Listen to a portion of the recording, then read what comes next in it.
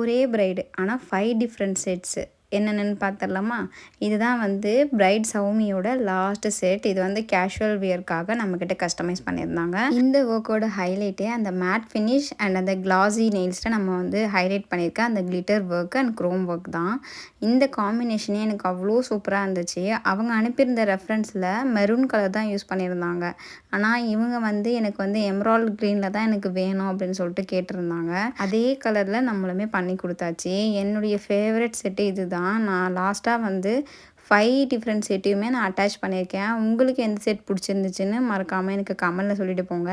என்னுடைய ஃபேவரெட் வந்து இந்த க்ரீன் கலர் மட்டும்தான். அதுதான் எனக்கு ரொம்ப பிடிச்சிருந்துச்சு. உங்களுக்கு எந்த செட் பிடிச்சிருக்கு அப்படின்றத கமெண்ட்டில் சொல்லிட்டு போங்க. உங்களுக்கும் இந்த மாதிரி ப்ரெஸ்ஸான் செட் வந்து கஸ்டமைஸ் பண்ணணும்னா ஏஞ்சல்ஸ்க்கு நம்ம காண்டாக்ட் பண்ணிக்கோங்க.